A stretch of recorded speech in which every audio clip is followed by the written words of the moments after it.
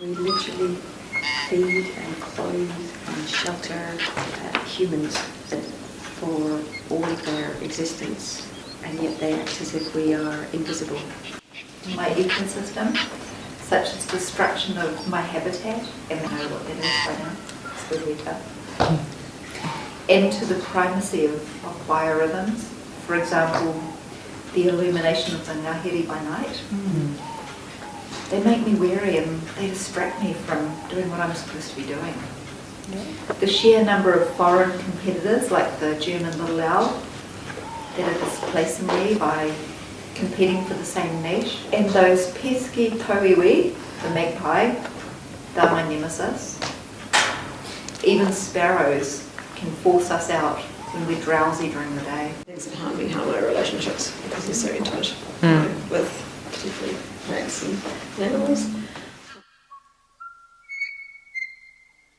The relationship human beings have with nature is shaped by how and why we know nature in the way that we do. Nature is nowadays predominantly seen as a resource for human use and the human development agenda, with consequently devastating impacts on those around us, plants, animals, microbes, soil, water, and air. We need to reconfigure our relationship with nature to restore health. How do we do that? Where can we even start? The green shoots contesting dualist worldviews in Western culture and the indigenous culture of Aotearoa, New Zealand, suggests a reciprocal relationship with nature as a place to start. But most of us no longer know how to be in such a relationship with nature. Can empathy be kindled as the first step to forge a more reciprocal relationship with nature? And if nature wrote our research strategy, would we do the same research and would we do it in the same ways? The ability to acknowledge and explore other perspectives is an important capability for undertaking transdisciplinary research. This work takes it further by bringing the subject of lots of transdisciplinary research, namely the natural environment, into the room.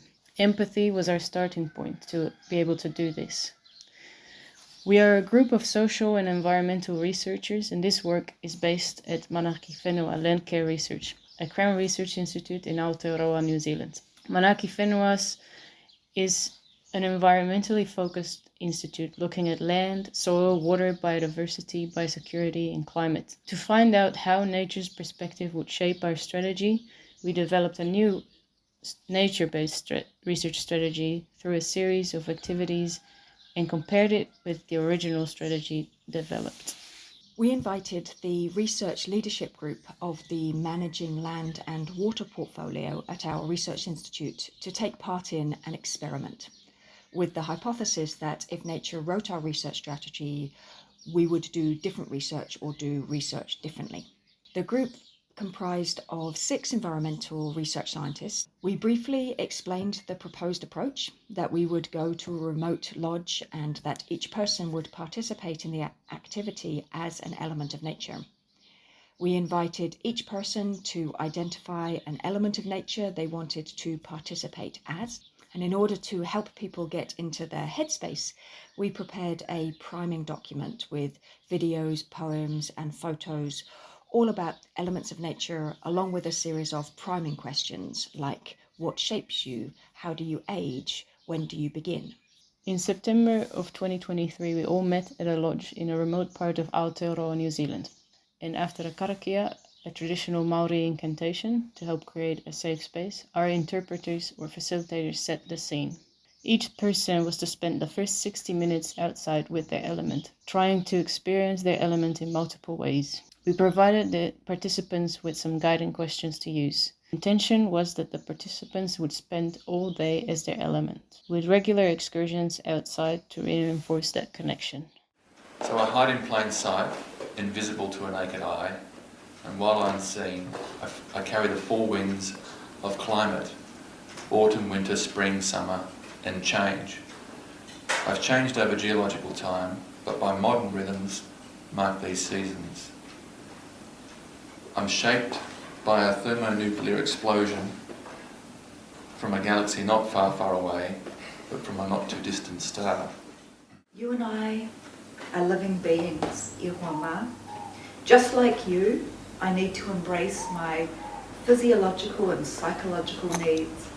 I need to observe my circadian rhythms. I need to meet my nutritional and energy needs, and I need social banter with my own kind. Just existing is not thriving, my friends. I need to fulfill my purpose, my wairua as Oruru. On another scale, I can talk myself into tiny little chances of life, always with my body soil. I think I'm pretty flexible. Latterly, I've been shaped more by humans who aren't here, and they can be pretty myopic and often put me in hard places. And the thing is that I can't leave. If I'm not okay, I can't go anywhere. I'm rooted to the very spot that I'm in. So I have to manage where I am in that community. If I mess things up, I can't move on. The last sessions were designed around developing a vision of what the elemental participants want for this world, and what advice they would give humans for helping bring that vision into reality, and finally, what they as elements were prepared to gift to realize that vision, and what they wanted to gain in return. Here is what soil, water, and landscape have to say. Kind of wanting to use regeneration because of the regenerating kind of context that kind of brings, but it is that, picking up on the fixing much more kind of proactive steps towards the fixing the issues that have gone on, and renewal, replenishment. Adopt practices that allow me to change more gradually or in a way that doesn't lead to your own destruction. So that probably comes in under that reciprocal kind of view on our coexistence. Participants then returned outside to say farewell to their elements and return anything that they had borrowed. And we gathered as our human selves for the first of several reflection sessions. After the day, the research team then gathered and analysed the data, and we used this material to compose a research strategy from the elements of nature in the form of a program logic, and compared this with the existing research strategy. So what did we find? The methods seemed effective at building up empathy as nature. We absolutely held open the real possibility that participating as nature would be too far for some or even most of our participants. But those involved really embraced the device and often spoke with real emotion as elements. With no prompting, humans were othered, and participants really engaged as their elemental selves, despite a common factor in most of their science education being not to anthropomorphize. If nature wrote our research strategy, would we do different research or research differently? And the answer was a clear yes. For example, the participants came up with a very different vision for the portfolio, all about balance and reciprocity.